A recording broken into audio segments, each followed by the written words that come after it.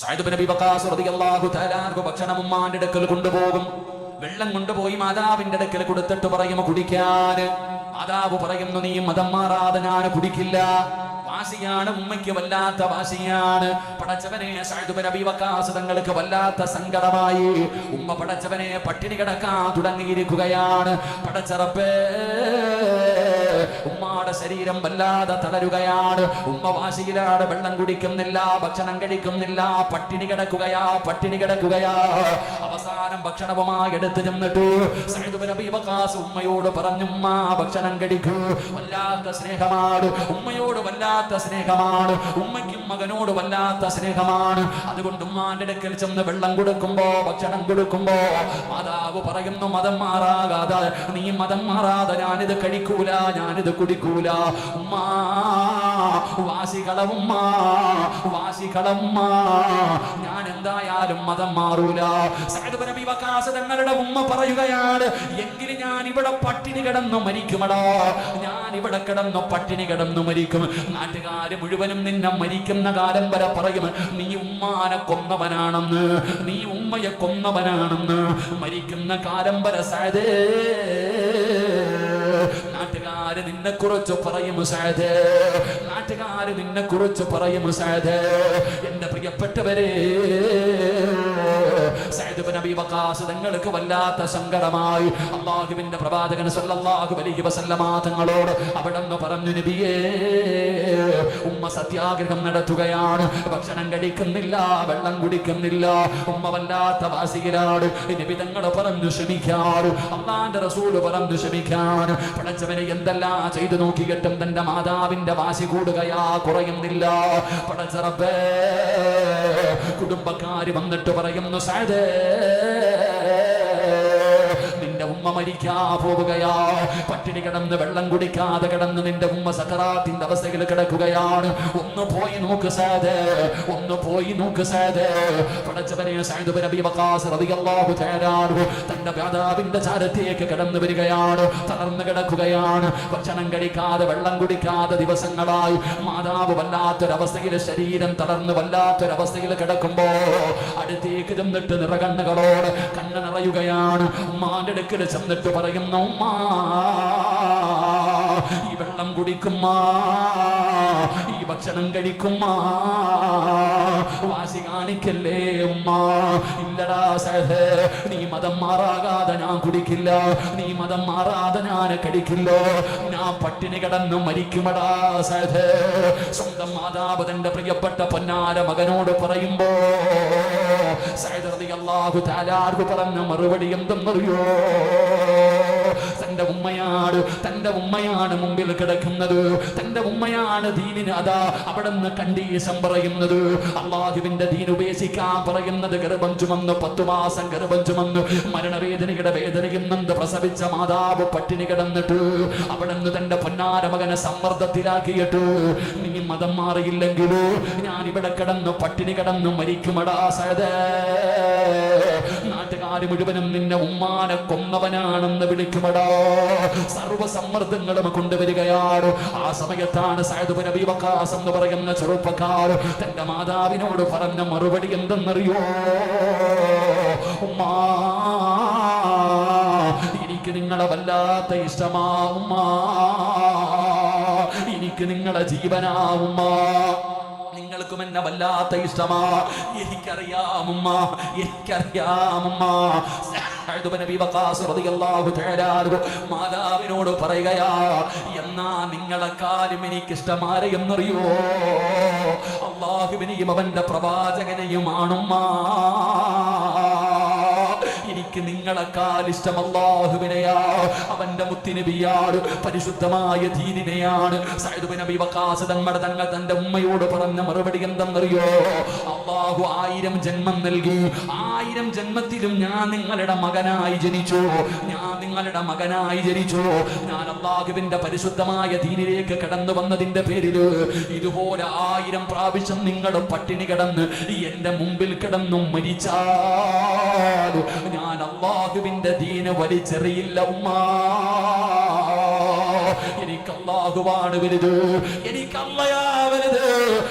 നബിയാണ് വലുത്, അള്ളാന്റെ ദീനാണ് വലുത്. നിങ്ങൾ എത്ര വാശി പിടിച്ചാലും ഞാൻ മതം മാറൂല, നിങ്ങൾ എത്ര വാശി പിടിച്ചാലും ഞാൻ മതം മാറൂല. തന്റെ പ്രിയപ്പെട്ട മാതാവിന്റെ മുഖത്ത് നോക്കി പറയുമ്പോ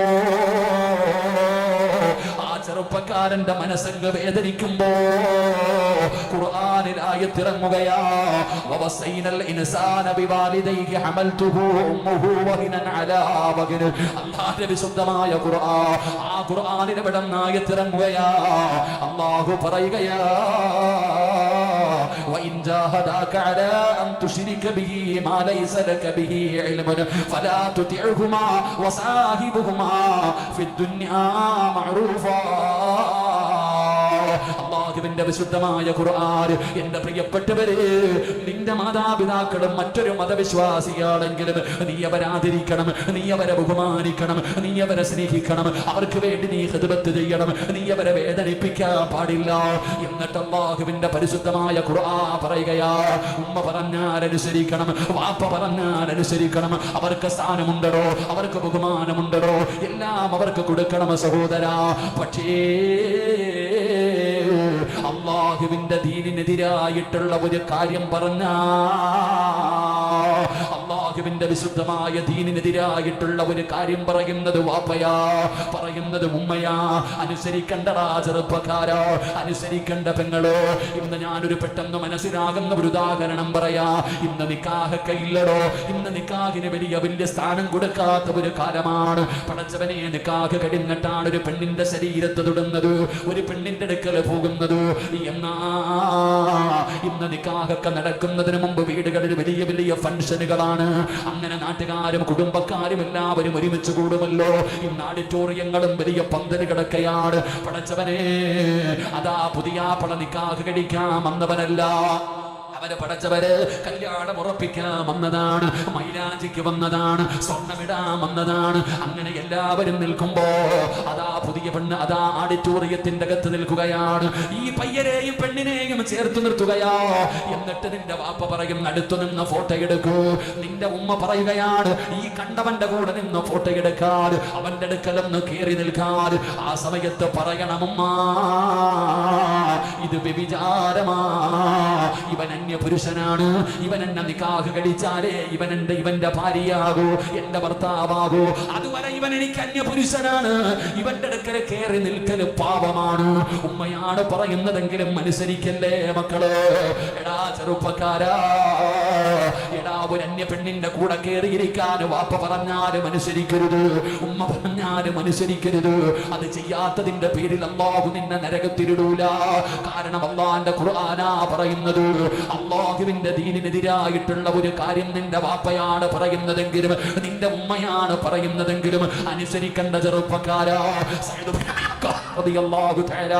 മാതാവ് പട്ടിണി കിടക്കുകയാ, നീ മതം മാറാതെ ഇസ്ലാം മതം വലിച്ചെറിയാതെ നിന്റെ ഉമ്മ വെള്ളം കുടിക്കൂല, നിന്റെ ഉമ്മ ഭക്ഷണം കഴിക്കൂല, ഞാൻ ഇവിടെ കിടന്നു മരിക്കുമടോ. നാട്ടുകാർ മുഴുവനും നിന്നെ പറയും നീ ഉമ്മയെ കൊന്നവനാണെന്ന്. മതം മാറടാ. ഉമ്മ സർവാടവുകളും നോക്കിയടോ. സഅദ് ബിൻ അബീ വഖാസ് എന്ന് പറയുന്ന ഈമാനുള്ള മകനുണ്ടല്ലോ, അവിടെ നിന്ന് പറഞ്ഞു, ഉമ്മ ഒരിക്കലും ഞാൻ മതം മാറൂല.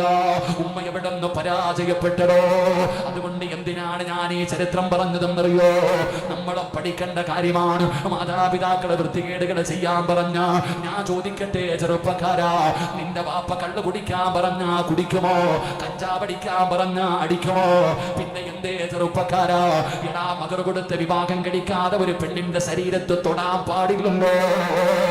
എന്റെ ചെറുപ്പക്കാരോട് ചോദിക്കട്ടെ, എടാ നിന്റെ പെങ്ങൾക്ക് ആരെങ്കിലും ലവ് ലെറ്റർ കൊടുത്താൽ, നിന്റെ സഹോദരിക്ക് ഏതെങ്കിലും ഒരുത്തരം കമനുസരിച്ചാ പെങ്ങളുടെ വീട്ടിൽ വന്ന് പരാതി പറയുമ്പോ കൂട്ടുകാരെയും വിളിച്ചുകൊണ്ട് അവനെ നന്നാക്കാൻ പോകുമല്ലോ, അവനെ തല്ലാൻ പോകുമല്ലോ. നിന്റെ രക്തം തിളയ്ക്കുന്നില്ലേ? നാണമില്ലേടാ ചെറുപ്പക്കാരാ? 18 വയസ്സുള്ള നിന്റെ പെങ്ങള് കല്യാണം കഴിക്കുന്നതിന് മുമ്പ് ഒരുത്തന്റെ കൂടെ കയറി നിന്ന് ഫോട്ടോ എടുക്കാൻ പറയുമ്പോ എവിടെ പോയടാ ചെറുപ്പക്കാരാ നിന്റെ രക്തമൊക്കെ? അത് പാപമല്ലേടാ? അത് തെറ്റല്ലേടാ? നിനക്കെന്തേ പെങ്ങളോടുള്ള സ്നേഹം അവിടെ മാറിപ്പോയോ? എടാ തൊടണമെങ്കിലും എന്റെ പെങ്ങളെ കൂടെ നിർത്തണമെങ്കിലും ഹലാലായ രീതിയിൽ വിവാഹം കഴിക്കാതെ പറ്റൂല, ഫോട്ടോ എടുക്കാൻ പറ്റൂല. എന്തേ പറയാൻ ചങ്കൂറ്റമില്ലാതെ പോയത്? പറയണം ചെറുപ്പക്കാരാ, ആദർശം പണയം വെക്കരുത്, ആദർശം പണയം വെക്കരുത്.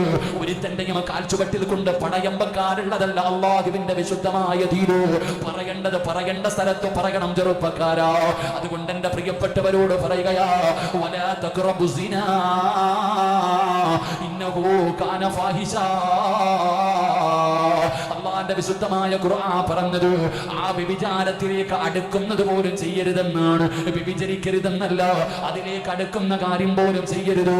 കാണുന്നത് കണ്ണിന്റെ പാപമാ, കേൾക്കുന്നത് ചെവിയുടെ പാപമാ, തൊടുന്നത് കൈയുടെ പാപമാ, പറയുന്നത് നാവിന്റെ പാപമാ. എല്ലാം വ്യഭിചാരത്തിന്റെ ഓരോ ഭാഗങ്ങളാ. അതുകൊണ്ട് സൂക്ഷിക്കണേ. മനസ്സൊന്ന് വേദനിച്ചപ്പോ അല്ലാഹുവിന്റെ വിശുദ്ധമായ ഖുർആനിലൂടെ അല്ലാഹു സമാധാനിപ്പിച്ച രണ്ടാമത്തെ അടിമയാരെന്നറിയോ? സഅദ് ഇബ്നു അബീ വഖാസ് റളിയല്ലാഹു തആല അൻഹു. സഅദ് ഇബ്നു അബീ വഖാസ് എന്ന് പറയുന്ന സ്വഹാബിയാ. ഇനി മൂന്നാമത്തെ അടിമയാരെന്നറിയോ? മൂന്നാമത്തെ അടിമ ഒരു പെണ്ണാണ്. പെങ്ങളെ ഒന്ന് സങ്കടപ്പെട്ടപ്പോ വീടിന്റെ അകത്ത് കിടന്നിട്ട് താങ്ങാൻ കഴിയാതെ സങ്കടം കൊണ്ട് കരഞ്ഞപ്പോ അല്ലാഹു സമാധാനിപ്പിച്ച മൂന്നാമത്തെ അടിമ ഒരു പെണ്ണാണ്. ആ പെണ്ണാരെന്നറിയോ? മഹദിയായ ആയിഷ. അല്ലാഹുവിന്റെ പ്രവാചകന്റെ പ്രിയപ്പെട്ട ഭാര്യയായ ആയിഷ ബീബി റളിയല്ലാഹു തആല അൻഹ. ആയിഷ ഒന്ന് കരഞ്ഞപ്പോ, ആയിഷ ഒന്ന് സങ്കടപ്പെട്ടപ്പോ അല്ലാഹുവിന്റെ വിശുദ്ധമായ ഖുർആനിൽ ഒന്നിനു പുറകെ ഒന്നൊന്നായിട്ട് അതാ ഖുർആനിന്റെ ആയത്ത് ഇറങ്ങുകയാണ്. ആയിഷാനെ സമാധാനിപ്പിക്കുകയാ, ആയിഷാനെ അല്ലാഹു സമാധാനിപ്പിക്കുകയാ. എപ്പോഴാണ് സമാധാനിപ്പിച്ചതെന്നറിയോ?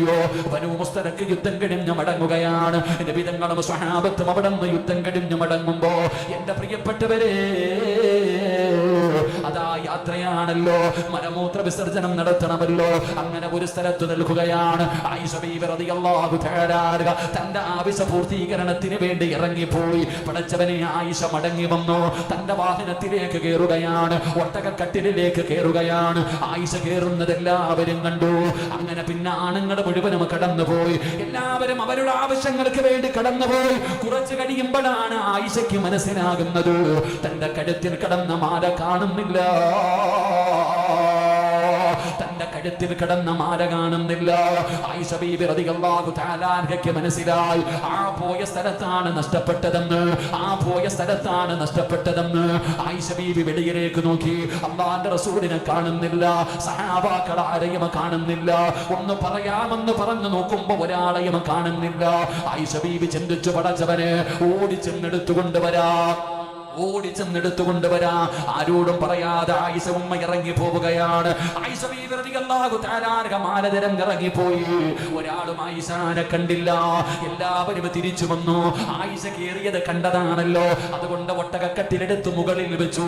ഭാരമില്ലാത്തത് കാരണം ആയിഷയ്ക്ക് വലിയ തടിയില്ലായിരുന്നു, മെലിഞ്ഞ ശരീരമാണ്. അതുകൊണ്ട് ഇല്ലാത്തത് അവരറിഞ്ഞില്ല. അങ്ങനെ എല്ലാവരും യാത്ര തുടരുകയാണ്. ആയിഷ ബീബി റളിയല്ലാഹു തആല അൻഹ മടങ്ങി വന്നപ്പോ അല്ലാഹുവേ, നബിതങ്ങളും സ്വഹാബത്തും പോയിരിക്കുകയാണ്. എന്ത് ചെയ്യണമെന്നറിയില്ല. ആരാരുമില്ലാത്ത വഴിയോരത്ത് ആയിഷ എന്ന് പറയുന്ന ഒരു ചെറിയ പെൺകുട്ടി ഇരുന്ന് കരയുകയാണ്. പടച്ചവനെ, എന്ത് ചെയ്യണമെന്നറിയാതെ ഒറ്റയ്ക്ക് അവിടെ ഇരുന്ന് കരയുമ്പോ സഫ്വാൻ എന്ന് പറയുന്ന ചെറുപ്പക്കാരനായ സ്വഹാബി ഒറ്റയ്ക്ക് വരികയാണ്. കാരണം നഷ്ടപ്പെട്ടു പോകുന്ന സാധനങ്ങൾ എടുത്തുകൊണ്ടുവരാറ് ഏറ്റവും പുറകിൽ വരുന്ന സ്വഹാബിയാണ്. പടച്ചവനെ, സഫ്വാൻ റളിയല്ലാഹു തആല അൻഹു നോക്കുമ്പോ വഴിയോരത്തൊരു ഹിജാബിട്ട പെണ്ണിരുന്ന് കരയുകയാണ്. ഒറ്റയ്ക്കൊരു പെണ്ണിരുന്ന് കരയുകയാണ്. ആരാണെന്നറിയില്ല. സഫ്വാൻ തങ്ങളോട് ചോദിക്കുന്നു, ആരാ ഈ വഴിയോരത്തിരുന്ന് കരയുന്നത്? ആരാ? ആയിഷ, ഉമ്മഹാത്തുൽ മുഅ്മിനീൻ മഹദി ആയിഷ. ഞാൻ അല്ലാഹുവിന്റെ പ്രവാചകന്റെ പ്രിയപ്പെട്ട ഭാര്യയായ ആയിഷയാണ്. സഫ്വാൻ ആയിഷ ബീവിയുടെ ശബ്ദമറിയോ? ആയിഷയാണെന്ന് പറയുമ്പോ ഇന്നാ ലില്ലാഹി അല്ലാഹുവിന്റെ പ്രവാചകന്റെ ഭാര്യയായ ആയിഷയോ അവിടുന്ന് ചാടി ഇറങ്ങുകയാണ്. കേറുമ്മ, ഈ വാഹനത്തിലേക്ക് കേറുമ്മ, ഇവിടെ ഇരുന്ന് കരയല്ലേ ഉമ്മ, ഈ സഫുവാൻ നടക്കാമമ്മ, ഉമ്മ വാഹനത്തിന്റെ മുകളിലേക്ക് കയറൂ, ഞാൻ കയറ് പിടിച്ച് നടക്കാമമ്മ, വേറെ വഴിയില്ലല്ലോ. ആയിഷ ബീബി റളിയല്ലാഹു തആല വാഹനത്തിന്റെ മുകളിൽ കയറുകയാണ്. നബി തങ്ങളും സ്വഹാബത്തും രാത്രിയിൽ ഒരുപാട് സഞ്ചരിച്ചു, ഒരുപാട് ചെന്ന് കഴിഞ്ഞപ്പോഴാണ് ആയിഷയില്ലെന്ന് മനസ്സിലാകുന്നത്. വലിയ വിഷയമായടോ, അല്ലാഹുവിന്റെ പ്രവാചകന്റെ പ്രിയപ്പെട്ട ഭാര്യയായ ആയിഷ ബീവിയെ കാണുന്നില്ല. എല്ലാവരും വല്ലാത്ത പ്രശ്നത്തിലായി. അങ്ങനെ എല്ലാവരും ഒരുമിച്ച് നിൽക്കുമ്പോ അതാ വരുന്നു ആയിഷ. ആയിഷ ബീവി റളിയല്ലാഹു തആല അൻഹാ, സഫ്വാൻ എന്ന് പറയുന്ന ചെറുപ്പക്കാർ രണ്ടുപേരും കൂടെ ഒരു രാത്രി മുഴുവനും ഒറ്റയ്ക്ക് യാത്ര ചെയ്ത് വരികയാണ്. റബ്ബേ, നബി തങ്ങളുടെ മുമ്പിൽ വന്നു ആയിഷ നടന്ന കാര്യങ്ങൾ മുഴുവനും വിശദീകരിച്ചു കൊടുത്തു. നബി തങ്ങൾക്ക് സമാധാനമായി, ആയിഷ ബീവിക്ക് സമാധാനമായി. പക്ഷേ അല്ലാഹുവേ, മുനാഫിക്കീങ്ങളുടെ നേതാക്കന്മാരിൽപ്പെട്ട ഒരുത്തന ആ കൂട്ടത്തിലുണ്ട്. അവന് മുസ്ലിമീങ്ങളെ ഇഷ്ടമല്ല, നബി തങ്ങളെ ഇഷ്ടമല്ല, നബി തങ്ങളുടെ ഭാര്യമാരെ ഇഷ്ടമല്ല. അവൻ മുസ്ലിം പേര് കൊണ്ട് മാത്രം മുസ്ലിമായവനാണ്. അവൻ പറയുന്ന രണ്ടുപേരും കൂടെ ഒരു രാത്രി മുഴുവനും സഞ്ചരിച്ച് വന്നതാണല്ലോ, എന്തെങ്കിലുമൊക്കെ നടന്നിട്ടുണ്ടാകും. ആയിഷ ബീബി റളിയല്ലാഹു തആല അൻഹയെ കുറിച്ച് വ്യഭിചാര ആരോപണം നടത്തി പെണ്ണുടെ കാട്ടുതീ പടരുന്നത് പോലെ മദീന മുഴുവനും പടരുകയാ. കേട്ടവർ വിശ്വസിക്കുകയാ. കാരണം പറഞ്ഞത് നബി തങ്ങളുടെ കൂടെ പോയവരാണ്. തെളിവുകൾ മുഴുവനും ആയിഷയ്ക്ക് എതിരായിരുന്നു. തെളിവുകൾ മുഴുവനും ആയിഷയ്ക്ക് എതിരായിരുന്നു. എവിടെ നോക്കിയാലും ആയിഷ, എവിടെ നോക്കിയാലും ആയിഷ. അല്ലാഹുവിന്റെ റസൂലിന് സഹിക്കാൻ കഴിഞ്ഞില്ലടോ. തന്റെ പ്രിയപ്പെട്ട ഭാര്യയെ കുറിച്ച് പറയുന്നത് കേട്ടപ്പോ അല്ലാഹുവിന്റെ റസൂലിന് സഹിക്കാൻ പറ്റിയില്ല. നബി തങ്ങളുടെ പള്ളിയുടെ മിഹ്റാബിലേക്ക് കയറുകയാ. സ്വന്തം ഭാര്യയെ കുറിച്ച് നാട്ടുകാർ അപവാദം പറഞ്ഞപ്പോ അല്ലാഹുവിന്റെ പ്രവാചകൻ എന്ന് പറയുന്ന ഭർത്താവ് പറഞ്ഞ മറുപടി എന്തെന്നറിയോ? പള്ളിയുടെ മിമ്പറിൽ കയറിയിട്ട് നബി തങ്ങൾ വിളിച്ചു, യാ അയ്യുഹന്നാസ്, സഹാബത്തേ, നിങ്ങളൊക്കെ പറയുന്നത് ഞാൻ കേൾക്കുന്നു സ്വഹാബ. ആയിഷയെ കുറിച്ച് നിങ്ങളൊക്കെ പറയുന്നത് ഞാൻ അറിയുന്നുണ്ട് സഹാബ. പക്ഷേ നിങ്ങൾ എന്ത് വേണമെങ്കിലും പറഞ്ഞോ. അല്ലാഹുവിന്റെ റസൂലിന്റെ മറുപടി എന്തെന്നറിയോ?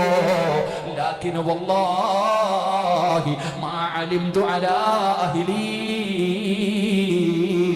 ഇല്ലാ ഖൈറാ. ഇതാണോ ഭർത്താവെന്ന് പറഞ്ഞാൽ, ഇതാണ് ഭർത്താവെന്ന് പറഞ്ഞാൽ. ഇന്നലെ വരെ കൂടെ കിടന്നവളെ കുറിച്ച് അപവാദം പറഞ്ഞപ്പോ വാരിക്കെട്ടി പോകാനല്ല പറഞ്ഞത്, സങ്കടപ്പെടുത്താനല്ല നോക്കിയത്. നബി തങ്ങളുടെ മറുപടി എന്തെന്നറിയോ? ലാകിൻ വല്ലാഹ്, ഈ ലോകത്തിന്റെ ദിവനായ അല്ലാഹുവിനെ കൊണ്ട് തന്നെയാണ് സത്യം. എന്റെ ആയിഷാനെ എനിക്ക് വിശ്വാസമാ, എന്റെ ആയിഷ എനിക്ക് വിശ്വാസമാണ്. കാരണം ഇന്നലെ വരെ അവൾ എന്റെ കൂടെ കിടന്നവളാണ്. അവിടെ നിന്ന് പറയുന്നു, ലാകിൻ വല്ലാഹി മാ അലിംതു അലാ അഹ്ലി ഇല്ലാ ഖൈറാ. നല്ലതല്ലാതെ ഒന്നും ഞാൻ കണ്ടിട്ടില്ല. എന്റെ ആയിഷ നിരപരാധിയാണ്, എന്റെ ആയിഷ നിരപരാധിയാണ്. അല്ലാഹുവിന്റെ പ്രവാചകൻ അവിടെ നിന്ന് പ്രഖ്യാപിക്കുകയാണ്, അല്ലാഹു തീരുമാനിക്കട്ടെ. ആയിഷയുടെ കാര്യം അല്ലാഹു തന്നെ തീരുമാനിക്കട്ടെ. ആയിഷ ബീവി വീടിന്റെ അകത്ത് കിടക്കുകയാണ്. പനി പിടിച്ചടോ. ഒരാഴ്ചയോളം ആയിഷ സുഖമില്ലാതെ കിടന്നു. പുറത്തു നടക്കുന്ന കാര്യങ്ങളൊന്നും ആയിഷ അറിയുന്നില്ല. അവസാനം ആയിഷ ബീവി റളിയല്ലാഹു തആല നബി തങ്ങളുടെ സങ്കടം കണ്ടപ്പോ അവിടെ നിന്ന് ചോദിക്കുന്നു, യാ റസൂലല്ലാഹ്, അല്ലാഹുവിന്റെ നബിയേ, ഞാൻ എൻ്റെ ഉമ്മാന്റെ അടുക്കൽ പോകട്ടെ നബിയേ, ഞാൻ എൻ്റെ ഉമ്മാന്റെ അടുക്കലൊന്ന് പോയി നിൽക്കട്ടെ നബിയേ. അല്ലാഹുവിന്റെ റസൂൽ അബൂബക്കർ തങ്ങളെ വിളിക്കുകയാണ്. ആയിഷ ബീവിയെ പറഞ്ഞു വിടുകയാണ്. ആയിഷ ബീവി വീട്ടിൽ ചെല്ലുമ്പോഴാണ് കഥകൾ അറിയുന്നത്. സിനിമാ കഥകളെ പോലും വെല്ലുന്ന രീതിയിലുള്ള തിരക്കഥയാപങ്ങള്. അന്നും അങ്ങനെയാണ്, ഇന്നും അങ്ങനെയാണ്. നമ്മളാരും മനസ്സിൽ പോലും കരുതാത്ത കഥകളാണ് പടച്ചവനെ ഇന്ന് അടിച്ചിറക്കുന്നത്. ഓരോ പെണ്ണും അവരുടെ കയ്യിൽ നിന്ന് ഇട്ടിട്ട് പറയുകയാ, വരികയാണ്. ആയിഷ ബീവി റളിയല്ലാഹു തആല അൻഹ തകർന്നു പോയി. ഭക്ഷണം കഴിക്കുന്നില്ല, വെള്ളം കുടിക്കുന്നില്ല.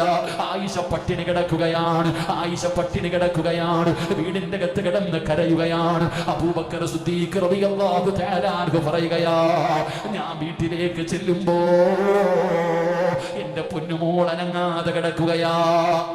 എന്റെ പൊന്നുമോൾ അനങ്ങാതെ കിടക്കുകയാ. അനക്കമില്ല. എന്റെ പൊന്നുമോള് മരിച്ചുപോയോ അല്ലാ. അബൂബക്കർ സിദ്ദീഖ് റളിയല്ലാഹു തആല അൻഹു പറയുകയാണ്, എന്റെ പൊന്നുമോള് മരിച്ചുപോയോ?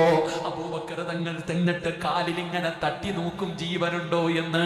ആയിഷയുടെ കാലിൽ ഇങ്ങനെ തട്ടി നോക്കും. തന്റെ പൊന്നുമോൾ അനങ്ങുമ്പോഴാ സമാധാനം വരുന്നത്. അതുപോലെ ആയിഷ കരഞ്ഞു പെങ്ങള്. അതുപോലെ ആയിഷ സങ്കടപ്പെട്ടു പെങ്ങള്. പക്ഷേ പതറിയില്ല.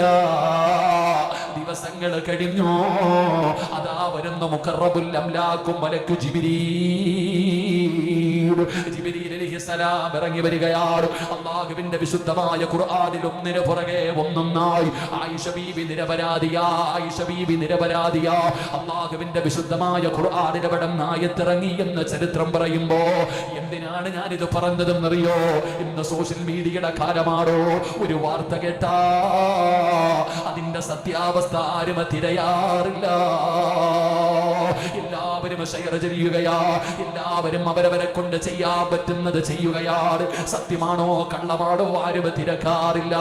എന്നാൽ ഒരു മുസ്ലിമിന്റെ നിലപാടെന്താ? ഒരു മുസ്ലിമിന്റെ നിലപാടെന്താ? നീ ആരുടെ കൂടെയാ നിൽക്കേണ്ടതെന്നറിയോ? അല്ലാഹുവേ, ആയിഷ ബീബി റളിയല്ലാഹു തആല അൻഹയെ കുറിച്ച് വ്യഭിചാര ആരോപണം നടന്നപ്പോ മഹാനായ അബൂ അയ്യൂബുൽ അൻസാരി റളിയല്ലാഹു തആല അൻഹു, അബൂ അയ്യൂബുൽ അൻസാരി റളിയല്ലാഹു തആല അൻഹു ഒരു ദിവസം രാത്രി തന്റെ വീട്ടിലേക്ക് കടന്നു വന്നപ്പോ അബൂ അയ്യൂബുൽ അൻസാരി തങ്ങളുടെ ഭാര്യ ചോദിക്കുകയാ. ഭർത്താവിനോട് ഭാര്യ ചോദിച്ചു, ആയിഷ ബീവിയെ കുറിച്ച് ഇങ്ങനെ ഒരു കഥ പറയുന്നല്ലോ, ആയിഷയെ കുറിച്ച് ഇങ്ങനെ ഒരു വാർത്ത പറയുന്നല്ലോ. അല്ലാഹുവിന്റെ റസൂലിന്റെ ഭാര്യയെ കുറിച്ചല്ലേ പറയുന്നത്? നിങ്ങൾ വിശ്വസിക്കുന്നുണ്ടോ? അല്ലാഹുവിന്റെ പ്രവാചകന്റെ സ്വഹാബിയാണ് അബൂ അയ്യൂബുൽ അൻസാരി റളിയല്ലാഹു തആല അൻഹു. ഒരു നാട് മുഴുവനും ആയിഷയെ കുറ്റം പറയുമ്പോ, ഒരു നാട് മുഴുവനും ആയിഷയെ കുറിച്ച് അപവാദം പറയുമ്പോ ഭാര്യ ഭർത്താവിനോട് ചോദിച്ചു, നിങ്ങൾ വിശ്വസിക്കുന്നുണ്ടോ? ആയിഷ തെറ്റ് ചെയ്യുമെന്ന് നിങ്ങൾ വിശ്വസിക്കുന്നുണ്ടോ? ആ സ്വഹാബിയുടെ മറുപടി എന്തെന്നറിയോ? ആ സ്വഹാബിയുടെ മറുപടി എന്തെന്നറിയുമോ? പെണ്ണേ, ആയിഷയുടെ സ്ഥാനത്ത് നീ ആയിരുന്നെങ്കിൽ വ്യഭിചരിക്കുമായിരുന്നോ? അബൂ അയ്യൂബുൽ അൻസാരി റളിയല്ലാഹു തആല രാത്രി വീട്ടിൽ കയറി ചെന്നു. അപ്പൊ ഭാര്യ ഭർത്താവിനോട് ചോദിച്ചു, ഇങ്ങനെ ഒരു വാർത്ത കേൾക്കുന്നു, ആയിഷ ബീബി റളിയല്ലാഹു തആല അൻഹയെ കുറിച്ച് ഇങ്ങനെ ഒരു കഥ കേൾക്കുന്നത് നിങ്ങൾ വിശ്വസിച്ചോ?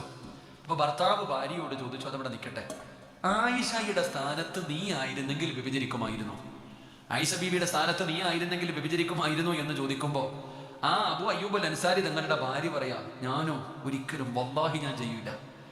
ആയിഷയുടെ സ്ഥാനത്ത് ഞാനായിരുന്നെങ്കിൽ വല്ലാഹി സത്യം ഞാൻ വ്യഭിചരിക്കൂല. മഅദല്ലാഹ്, അല്ലാഹു കാക്കട്ടെ, ഞാൻ ഒരിക്കലും വ്യഭിചരിക്കൂല.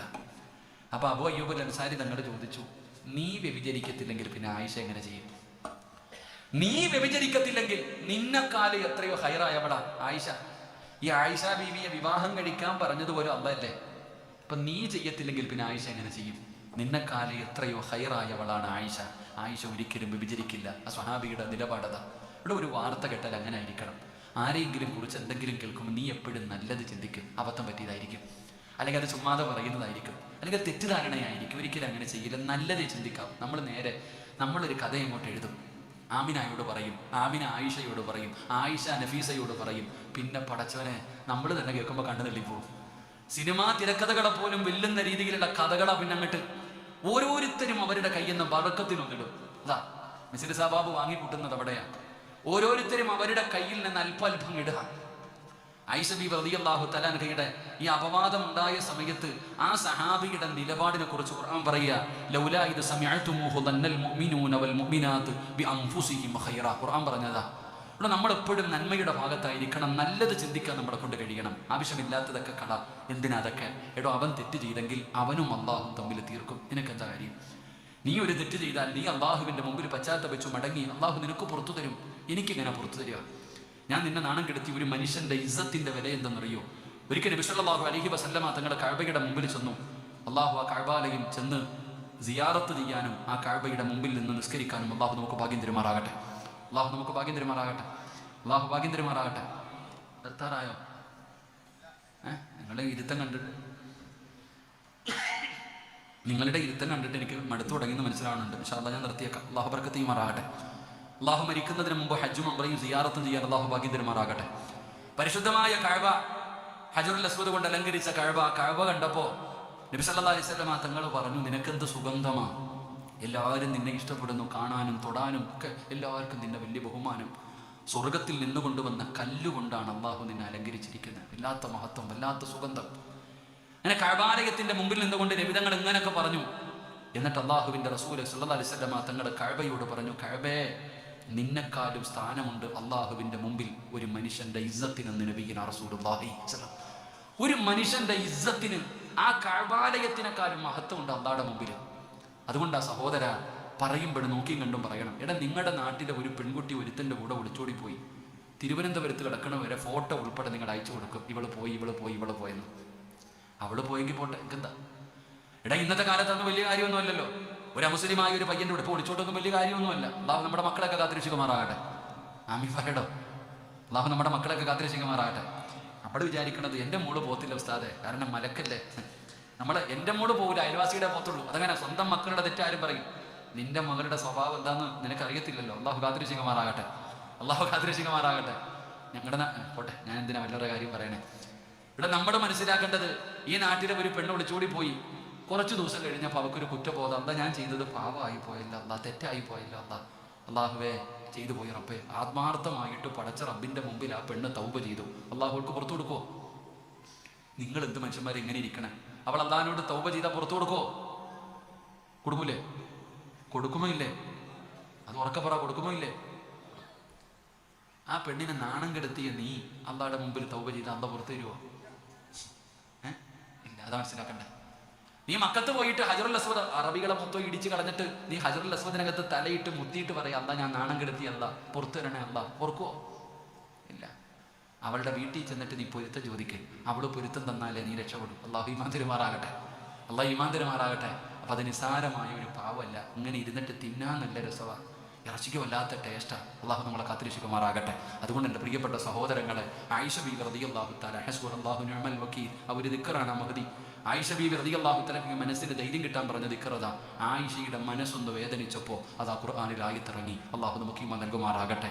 നാലാമത്തെ അടിമയാര ഉമ്മു മഖ്തൂം റളിയല്ലാഹു തആല അൻഹു. രണ്ട് കണ്ണും കാണാത്ത സഹാബിയ, രണ്ട് കണ്ണിനും ജന്മനാ കാഴ്ചയില്ല.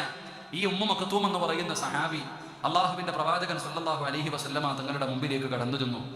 നബിതങ്ങളുടെ മുമ്പിലേക്ക് ഈ കണ്ണിന് കാഴ്ചയില്ലാത്ത ഉമ്മു മഖ്തൂം റളിയല്ലാഹു തആല അൻഹു നബിതങ്ങളുടെ മുമ്പിലേക്ക് കടന്നു ചെന്നു.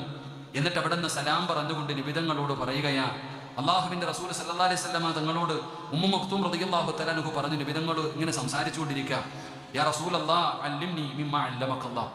ഉമ്മു മഖ്തൂം റളിയല്ലാഹു തആല നബിതങ്ങളുടെ മുമ്പിൽ പോയിട്ട് പറഞ്ഞു, നബിയെ എനിക്കൊരു അറിവ് പറഞ്ഞു തരണം, എനിക്കൊരു സംശയം തീർക്കണം, ഒരു മസല പറഞ്ഞു തരണം. നബിതങ്ങളുടെ മുമ്പിൽ പോയിട്ട് എനിക്കൊരു അറിവ് പറഞ്ഞു തരാൻ ചോദിച്ചു. സത്യം പറഞ്ഞ ആ സമയത്ത് നബിതങ്ങൾ ഖുറൈശികളുടെ നേതാക്കന്മാരുമായിട്ട് ചർച്ച നടത്തിക്കൊണ്ടിരിക്കുക. നിങ്ങൾ മനസ്സിലാക്കേണ്ടത്, ഇവിടെ പള്ളിയിലെ ഉസ്താദ് ഈ നാട്ടിലെ ഹൈന്ദവ വിശ്വാസികളായ ആൾക്കാരുടെ നേതാക്കന്മാരെ പള്ളിയിൽ വിളിച്ചിട്ട് ദീൻ പറഞ്ഞു കൊടുത്തുകൊണ്ടിരിക്കുക. ഇസ്ലാം എന്താണ്, അള്ളാഹ് എന്താണ്, മഹാന്മാരാരാണ്, അവരെ കുറിച്ച് ഇങ്ങനെ പറഞ്ഞു കൊടുത്തുകൊണ്ടിരിക്കുക. അപ്പോഴാണ് നിങ്ങളുടെ നാട്ടിലെ ഒരു കാക്ക വന്നിട്ട്, ഉസ്താദ് എനിക്കൊരു മസല ചോദിക്കണം എന്ന് ചോദിച്ചാൽ ഉസ്താദിന്റെ അവസ്ഥ എന്തായിരിക്കും? എടാ, ഈ ചങ്ങാതിക്ക് എപ്പോൾ വേണമെങ്കിലും മസല ചോദിക്കാം, ഇവന്മാരെ ഇപ്പൊ കിട്ടിയതല്ലേ ഉള്ളൂ. അത്രയും വലിയ ഒരു ചർച്ച ഈ നാട്ടിലെ ഹൈന്ദവ വിശ്വാസികളുടെ നേതാക്കന്മാർക്ക് ദീൻ പറഞ്ഞു കൊടുത്തുകൊണ്ടിരിക്കുമ്പോഴാണ് ഒരാൾ വന്നിട്ട് ഇങ്ങനെ നിന്നിട്ട്, ഉസ്താദേ എനിക്ക് ബാത്റൂമിൽ കയറുന്നത് വാ ഒന്ന് പറഞ്ഞാലോ എന്ന് പറഞ്ഞാൽ ഉസ്താദിന് പെട്ടെന്ന് മനസ്സിലൊരു അമർഷം തോന്നും. ഈ ഉമ്മു മഖ്തൂം എന്ന് പറയുന്ന കണ്ണ് കാണാത്ത സഹാബി ഇങ്ങനെ ചോദിക്കുമ്പോൾ ഒന്നാമതേ ഖുറൈശികൾ പറയുന്നത് മുഹമ്മദിന്റെ കൂടെ ഉള്ളത് കത്തപ്പാടികളാണ്, ഒന്നിനും കൊള്ളാത്ത ബലഹീനരാണെന്നൊരു പേര് ദോഷമുണ്ട്. അപ്പൊ ഈ കണ്ണിന് കാഴ്ചയില്ലാത്ത സഹാബി ഇങ്ങനെ ചോദിച്ചപ്പോൾ നബിതങ്ങളൊന്നും മിണ്ടിയില്ല. സഹാബി രണ്ടാമതും ചോദിക്കുന്നു, നബിയെ എനിക്കൊന്ന് ഇൽമ പറഞ്ഞാ നബിയെ. സത്യത്തിൽ ആ സഹാബിക്ക് അറിയില്ല നബിതങ്ങൾ ചർച്ച ചെയ്തുകൊണ്ടിരിക്കാന്ന്, കണ്ണിന് കാഴ്ചയില്ല. പക്ഷെ അങ്ങനെ ചോദിച്ചപ്പോൾ നബിതങ്ങളുടെ മുഖമൊന്ന് ചുളിഞ്ഞു. ഇപ്പോഴാണോ പടച്ചൻ ഇതൊക്കെ? ഇപ്പോഴാണ് ചോദ്യം. ആ നബിതങ്ങളുടെ മുഖമൊന്ന് ചുളിഞ്ഞു. ഈ ഉമ്മു മഖ്തൂം റളിയല്ലാഹു തആല അൻഹു മനസ്സൊന്ന് വേദനിച്ച്, എന്തേ അല്ലാഹ് നബിതങ്ങൾ മറുപടി ഒന്നും പറയണില്ല, എന്ത് പറ്റി പടച്ചൻ എന്ന് ഇറങ്ങി പോയ സഹാബി. ആ സഹാബി അങ്ങോട്ട് ഇറങ്ങിപ്പോയി കഴിയുമ്പോൾ അതാ വരുന്ന മുഖറബുൽ അംലാഖു മലക്ക് ജിബ്രീൽ അലൈഹിസ്സലാം. ജിബ്രീൽ എന്ന് പറയുന്ന മലക്ക് ഇറങ്ങി വരികയാ. അല്ലാഹുവിന്റെ പ്രവാചകന്റെ മുമ്പിലേക്ക് ജിബ്രീൽ എന്ന് പറയുന്ന മലക്ക് ഇറങ്ങി വന്നിട്ട് അവിടെ നിന്ന് ഖുർആനിലെ 10 ആയത്തുകൾ ഓതി കൊടുക്കുകയാ. അബസ വതവല്ല അൻജാഹുൽ അമാ. ഒരു കണ്ണ് കാണാത്ത ഒരു ബലഹീനനായ ഉമ്മ മക്തൂം എന്ന് പറയുന്ന ഒരു പാവപ്പെട്ടവൻ നബിതങ്ങളുടെ മുമ്പിലേക്ക് കടന്നു വന്നിട്ട് അവിടെ നിന്നൊരു ദീനിനെ കുറിച്ചുള്ള ഒരു കാര്യം ചോദിച്ചപ്പോ നബിയേ മുഖം ചുളിച്ചില്ലേ നബിയേ, അങ്ങ് മുഖം ചുളിച്ചില്ലേ, ശരിയായില്ല നബിയേ, ശരിയായില്ല നബിയേ. ആ പാവപ്പെട്ട സ്വഹാബിയുടെ മനസ്സൊന്ന് വേദനിച്ചപ്പോ അല്ലാഹുവിന്റെ റസൂലിനെ അല്ലാഹു വഴക്ക് പറയുകയാണ്. ശരിയായില്ല നബിയേ, ശരിയായില്ല നബിയേ. അല്ലാഹുവിന്റെ പ്രവാചകനെ വഴക്ക് പറയുകയാ. നബി തങ്ങളെ വഴക്ക് പറഞ്ഞടോ. അല്ലാഹുവിന്റെ പ്രവാചകൻ ഓടുകയാണ്, നബി തങ്ങൾ ഓടുകയാണ്. സഹാബ ഉമ്മ മക്തൂം എവിടെ? സഹാബ എവിടെ? ഉമ്മ മക്തൂം എവിടെ? കണ്ണ് കാണാത്ത ഉമ്മ മക്തൂം ലബ്ബൈക യാ റസൂലല്ലാഹ്. പള്ളിയുടെ മൂലയിൽ ഇരുന്നു കൊണ്ട് വിളന്ന് പറയുന്നു, ഞാനിവിടെയുണ്ട് നബിയെ. അല്ലാഹുവിന്റെ പ്രവാചകൻ ഓടുകയാണ്. കണ്ണ് കാണാത്ത ഉമ്മ മക്തൂം എന്ന് പറയുന്ന സ്വഹാബിയുടെ ചാരത്ത് നിന്നിട്ട് നിബിതങ്ങളുടെ ഷാലെടുത്ത് തറയിൽ വിരിക്കുകയാ. അല്ലാഹുവിന്റെ റസൂലിന്റെ ചുമലിൽ കിടന്ന ഷാളുണ്ടല്ലോ, ആ ഷാലെടുത്ത് താഴെ വിരിച്ചിട്ട് അല്ലാഹുവിന്റെ റസൂൽ പറയുന്നു, ഇരിക്കും ഇരിക്കും അല്ലാഹുവിനെ കൊണ്ട് എന്നെ വഴക്ക് പറയിപ്പിച്ചല്ലോ ഉമ്മ മക്തൂം. അല്ലാഹുവിന്റെ റസൂൽ പറയുകയാണ്, അല്ലാഹുവിനെ കൊണ്ട് എന്നെ വഴക്ക് പറയിപ്പിച്ചല്ലോ. നബി തങ്ങൾ അവിടെ നിന്ന് പറയുമായിരുന്നു. അല്ലാഹുവിന്റെ റസൂൽ ഉമ്മ മക്തൂം എന്ന് പറയുന്ന സഹാബിയെ കാണുമ്പോ അവിടെ നിന്ന് ചോദിക്കും, എന്തെങ്കിലും നിനക്ക് ആവശ്യമുണ്ടോ, എന്തെങ്കിലും നിനക്ക് ആവശ്യമുണ്ടോ? പ്രവാചകൻ ആ സ്വഹാബിയോട് അങ്ങോട്ട് ചോദിക്കുമായിരുന്നു. എന്റെ പ്രിയപ്പെട്ടവരെ, നമ്മുടെ മനസ്സിലാക്കണം, ഈ ചരിത്രം പറഞ്ഞു തരുന്ന വലിയ ഒരു പാഠമുണ്ടല്ലോ. കണ്ണ് കാണാത്തവരുണ്ടല്ലോ, ചെവി കേൾക്കാത്തവരുണ്ടല്ലോ, കാലിന് സ്വാധീനമില്ലാത്തവരുണ്ടല്ലോ. പടച്ചവനെ, അവരെ നമ്മൾ വല്ലാതെ സൂക്ഷിക്കണം സഹോദരാ, പേടിക്കണം സഹോദരാ, പരിഗണിക്കണമെന്ന് അല്ലാഹുവിന്റെ ഖുർആൻ പറയുകയാ. അവരെ നിങ്ങൾ പരിഗണിക്കണമടോ. കണ്ണ് കാണാത്തവരെ കണ്ടാ, കണ്ണ് കാണാത്തവരെ കണ്ടാ കൈപിടിച്ചു നടത്തണേ ചെറുപ്പക്കാരാ. കണ്ണിന് കാഴ്ച കുറയുന്നവര്, കണ്ണിന് കാഴ്ച നഷ്ടപ്പെട്ടവര്, നിങ്ങൾക്ക് നിന്റെ മഹത്വം അറിയാനട്ടാ. നിങ്ങൾ ആരെന്നറിയോ? നിങ്ങൾ ആരെന്നറിയോ? ഈ ചെറുപ്പക്കാരാ, കണ്ണ് കാണാത്ത ഒരു മനുഷ്യനെ കണ്ട ആ മനുഷ്യന്റെ കൈ പിടിച്ചു നടത്തണേ. ഫോട്ടോ എടുക്കാനല്ല, റീലെടുക്കാനല്ല, നീ കാരുണ്യ പ്രവർത്തകനാണെന്ന് അറിയിക്കാനല്ല. അല്ലാഹുവിന്റെ വജ്ഹ് കരുതിയിട്ട് ഒരു കണ്ണ് കാണാത്ത മനുഷ്യനെ നടത്തിയ ഞാൻ എവിടെ വെച്ച് കണ്ടാലും പിടിക്കുമടോ. കണ്ണ് കാണാത്ത ആരെയെങ്കിലും കണ്ട ഒരു 10 ചുവട്ടിടിയെങ്കിലും ഞാൻ അവരുടെ കൈപിടിച്ച് നടത്തുമടോ. എന്തുകൊണ്ടെന്നറിയുമോ? ആ 10 ചുവട്ടിടി നീ സ്വർഗത്തിലേക്ക് അടുത്തു എന്ന് ആദരവായ പ്രവാചകൻ നബി മുഹമ്മദ് മുസ്തഫ. ഒരു കണ്ണ് കാണാത്ത ഒരാളെ എത്ര ദൂരമാണോ നമ്മൾ കൈപിടിച്ച് നടത്തുന്നത്, അത്രയും ദൂരം നമ്മുടെ സ്വർഗത്തിലേക്ക് അടുത്തു. അള്ളാഹു നമുക്ക് ഭാഗ്യം തരുമാറാകട്ടെ. എടോ, കണ്ണിന് കാഴ്ച നഷ്ടപ്പെട്ടു പോയവർക്ക് വലിയ സങ്കടമാണ്. സത്യത്തിൽ നിങ്ങൾ ആരാ? നിങ്ങൾക്കുള്ള പ്രതിഫലം എന്താ? ഒരാളുടെ കണ്ണിന്റെ കാഴ്ച അള്ളാഹു തിരിച്ചെടുത്താൽ അതിന് പകരം ഒറ്റ പ്രതിഫലമേ ഉള്ളൂ. ഒരാളുടെ കണ്ണിന്റെ കാഴ്ച അള്ളാഹു തിരിച്ചെടുത്തിട്ടുണ്ടെങ്കിൽ ആ കണ്ണിന്റെ കാഴ്ചയ്ക്ക് പകരം സ്വർഗമാണ് പ്രതിഫലമെന്ന് നബിയുനാ റസൂലുള്ളാഹി. കണ്ണിന്റെ കാഴ്ച നഷ്ടപ്പെട്ടു പോയാൽ നീ ഉറപ്പിച്ചോ, നീ സ്വർഗത്തിന്റെ അവകാശിയാണ്. പക്ഷെ അത് വലിയ വേദനയാണ്, വലിയ പ്രയാസമാണ്. കാണാതെ വരുമ്പോൾ അല്ലാഹു അഅലം, പടച്ചോൻ വലിയ പരീക്ഷണങ്ങളെ തൊട്ട് അല്ലാഹു നമ്മളെ കാത്തിരക്ഷിക്കുമാറാകട്ടെ. അപ്പം ഞാൻ പറഞ്ഞു വന്നത്, ബലഹീനരുടെ ദുആ നമ്മൾ എപ്പോഴും പേടിക്കണം. അവരുടെ മനസ്സ് വേദനിപ്പിക്കരുത്. കൈയില്ലാത്തവർ, കാലില്ലാത്തവർ, നമ്മളെപ്പോഴും അവർക്ക് വലിയ പരിഗണന ഒന്നും നമ്മൾ കൊടുക്കാറില്ലല്ലോ. നമ്മളൊരു പെട്രോൾ പമ്പിൽ പോയാൽ അങ്ങനെയുള്ളവർക്ക് വേണ്ടി പ്രത്യേകമായിട്ട് ഒരു ബാത്റൂമും സൗകര്യവും ആ പമ്പിലുണ്ട്. ഇനി നമ്മളിപ്പോൾ ഞാൻ നമ്മുടെ ഗൾഫിൽ, ഞാൻ ഇന്നലെ രാത്രിയും ഞാൻ വണ്ടി ഒതുക്കാൻ നേരത്ത് റഷാദൊക്കെ എന്നോട് പറഞ്ഞു, അവിടെ വണ്ടി ഇട്ട ഫൈൻ അവസ്ഥാതെ, കാരണം അത് ഇന്ന ആൾക്കാർക്കുള്ള സ്ഥലമാണ്. അവരുടെ വണ്ടി പോലും ഒതുക്കുവാനുള്ള സ്ഥലങ്ങൾ പോലും പ്രത്യേക സൗകര്യം പോലും പല രാജ്യങ്ങളിലുമുണ്ട്. പക്ഷെ നമ്മുടെ പള്ളികളിൽ ഇങ്ങനെ കാലും കയ്യും ഇല്ലാത്ത പ്രയാസം അനുഭവിക്കുന്ന ഒരു മനുഷ്യൻ പള്ളിയിൽ വന്നാൽ അയാൾക്ക് ബാത്റൂമിൽ പോകാനൊരു സൗകര്യം ഏതെങ്കിലും പള്ളിയിലുണ്ടോ? ഏതെങ്കിലും ഒരു പള്ളിയിൽ, ഞാൻ സ്വന്തം ജോലി ചെയ്യുന്ന പള്ളിയിൽ പോലും ഇല്ലല്ലോ, നമ്മൾ ചിന്തിച്ച് നോക്കിയേ. അവർക്ക് വേണ്ടി അതെങ്ങനെയാ പൂട്ടി താക്കോല് സെക്രട്ടറി പ്രസിഡന്റും വീട്ടിൽ കൊണ്ടുപോകും. അള്ളാഹു കാത്തിരക്ഷിക്കുമാറാകട്ടെ. നാലിച്ചൊക്കെ പള്ളിയുടെ ബാത്റൂം വരെ പൂട്ടിയിട്ട് ഇല്ല അപ്പോൾ അതവസ്ഥ. വഖഫ് ചെയ്യുമ്പോൾ പറയുന്നത് ഇത് ലോക മുസ്ലിമിന് വേണ്ടി തുറന്നു കൊടുത്തിരിക്കുന്നു എന്നാണ്. വഖഫ് ചെയ്യുമ്പോഴൊക്കെ വല്ലാത്ത പറച്ചല. പക്ഷെ നമ്മളൊക്കെ അനുഭവിക്കുന്നവരാണ്. നമ്മളൊക്കെ യാത്രയിൽ പോകുമ്പോൾ ഒന്ന് മൂത്രം ഒഴിക്കണമെങ്കിൽ ഫോൺ നമ്പർ വിളിക്കണം, അല്ലെങ്കിൽ മതിലിന്റെ മുകളിലൊക്കെ കൈവച്ച് തപ്പി നോക്കണം, അല്ലെങ്കിൽ അതിനോട് ചോദിക്കണം. കാരണം പൂട്ടിക്കൊണ്ട് പോകും, എൻ്റെ തറവാട് സ്വത്തല്ലേ. അള്ളാഹു കാത്തിരക്ഷിക്കുമാറാകട്ടെ. ആമീൻ പറയടോ. ഈ പ്രസിഡന്റ് വല്ലയിടത്തും പോകണം. പ്രസിഡന്റും സെക്രട്ടറിയും പള്ളി കമ്മിറ്റിക്കാരന്മാരൊക്കെ എവിടെങ്കിലും പോകുമ്പോഴേ അതിന്റെ ബുദ്ധിമുട്ട് അറിയത്തുള്ളൂ. എവിടെയെങ്കിലും പോകുമ്പോൾ പൂട്ടിക്കൊണ്ട് പോകണം, അപ്പം അറിയാം എൻ്റെ മനസ്സ്. ഇവിടെ പോലും അതൊക്കെ എന്തിനെങ്ങനെ കാണിക്കേണ്ടത്? അള്ളാഹുവിന്റെ ഭവനമല്ലേ. യാത്രക്കാരന്റെ ദുആയ്ക്ക് വരെ ഇജാബത്തുണ്ടെന്ന്. പള്ളി പൂട്ടിക്കൊണ്ട് പോകല്ലേ അല്ലേ? പൂട്ടിക്കൊണ്ട് പോകും, അതിന്റെ നേരെ ചാട്. എന്തിനാ തുറന്നിട്ടിരിക്കണേ? അങ്ങനെയൊന്നും ചെയ്യരുത്. യാത്രക്കാരെയൊക്കെ നമ്മൾ പരിഗണിക്കണം. ഏത് പള്ളിയിലെ സഹോദരൻ ഇങ്ങനെയുള്ള ഒരാൾക്ക് വേണ്ടി ഒരു സൗകര്യം ഉള്ളത്? നിങ്ങൾ നോക്കിക്കേ, ഇവർക്കൊന്ന് നിസ്കരിക്കാൻ പള്ളി കയറണമെങ്കിൽ നിരങ്ങി കയറണം. സൗകര്യമുണ്ടോ? പള്ളിയുടെ സൈഡിൽ റൂമിന്റെ അകത്ത് വീൽ ചെയർ കൂട്ടിയിട്ടിരിക്കുക. എന്തിന്? നാട്ടുകാർക്ക് കൊടുക്കാൻ, നാട്ടിലെ രോഗികൾക്ക് കൊടുക്കാൻ വീൽ ചെയർ കൂട്ടിയിട്ടിട്ടുണ്ട്. എന്നാൽ ഇങ്ങനെയുള്ളൊരു പാവപ്പെട്ട മനുഷ്യൻ പള്ളിയിൽ വന്നാൽ നിസ്കരിക്കാൻ ഒരു വീൽ ചെയർ പള്ളിക്കകത്തുണ്ടോ? അത് ലക്ഷങ്ങളുടെ കാർപ്പറ്റ് അല്ലേ, അതിനകത്ത് കയറ്റി കഴിഞ്ഞാൽ ഇല്ലേ? കസേരയുണ്ട്. മരിച്ച വീട്ടിൽ പോലും അത്രയും കസേരയില്ലടോ, പള്ളിക്കകത്തുണ്ട്. മരിച്ച വീട്ടിൽ പോലും ഇത്രയും കസേരയില്ല. ഈ കസേര വാങ്ങി ഇടുന്നവന് അള്ളാഹു നാളെ എന്ത് ശിക്ഷ കൊടുക്കണമെന്ന് എനിക്കറിയില്ല. അള്ളാഹു കാത്തിരക്ഷിക്കുമാറാകട്ടെ. പള്ളിയിലോട്ട് നടന്നാ വരുന്നത്. വാപ്പയ്ക്ക് സ്റ്റെപ്പ് കയറാൻ കുഴപ്പമില്ല, കുനിയാൻ കുഴപ്പമില്ല. വാപ്പ പള്ളിക്കകത്ത് കയറി കഴിഞ്ഞാൽ ഒരൊറ്റ ഇരുപ്പ. റഹ്മാനായ അള്ളാഹ് 1000ന്റെ നോട്ട് നിരത്തിയിട്ട് നോക്കണം വാപ്പ കുനിയോ ഇല്ലയോ എന്നപ്പം അറിയാം. ഈ കസേരയിൽ ഇരിക്കുന്ന ഒരു പാമ്പ് വല്ലതും കയറിയാൽ മതിയായിരുന്നു ഞാൻ ചിന്തിക്കാറുണ്ട്. അപ്പം അറിയാം, അള്ളാഹ് ഇമാമിന്റെ തലയിൽ കൂടെ വടകരി ചാടും. സുബ്ഹാനല്ലാഹ്. അള്ളാഹു കാത്തിരക്ഷിക്കുമാറാകട്ടെ. എടോ, അള്ളാഹുടെ മുമ്പിലൊന്നും നീ എത്ര വേണമെങ്കിലും കിതാബ് നോക്കിക്കോ, സുജൂദ് എന്ന് പറഞ്ഞാൽ അത് താഴെ ഭൂമിയിൽ തന്നെ ചെയ്യണം സഹോദര. എടോ, നിന്ന് നിസ്കരിക്കാൻ പറ്റാത്തവൻ ഇരുന്ന് നിസ്കരിക്കണം. അങ്ങനല്ലേ? ആണുമല്ലേ? നിന്ന് നിസ്കരിക്കാൻ പറ്റാത്തവൻ എന്ത് ചെയ്യണം? ഇരുന്ന് നിസ്കരിക്കണം. ഇരുന്നെന്ന് പറഞ്ഞാൽ കസേരയല്ല. നിങ്ങളുടെ ജീവിതത്തിൽ ഏതെങ്കിലും ഒരു പള്ളിയിൽ ഒരു മനുഷ്യൻ താഴെ ഇരുന്ന് നിസ്കരിക്കും നിങ്ങൾ കണ്ടിട്ടുണ്ടോ? ഉണ്ടോ? ഒന്ന് ആലോചിച്ച് നോക്ക്. നിന്ന് നിസ്കരിക്കാൻ പറ്റാത്തവൻ ഇരുന്ന് നിസ്കരിക്കണം. ഇരുന്നെന്ന് പറഞ്ഞാൽ തറയിലിരിക്കണം. അതിന് പറ്റാത്തവൻ വേണം കസേര കയറാൻ. എന്റെ ജീവിതത്തിൽ ഇന്ന് വരെ ഒരു പള്ളിയിൽ ഒരാൾ തറയിലിരുന്ന് നിസ്കരിക്കുന്നത് ഞാൻ കണ്ടിട്ടില്ല. അള്ളാഹു കാത്തിരക്ഷിക്കുമാറാകട്ടെ. ഇതാ നമ്മുടെ അവസ്ഥ. മടിയന്മാരാകും, അലസത. അള്ളാഹു നമ്മളെ കാത്തിരക്ഷിക്കുമാറാകട്ടെ.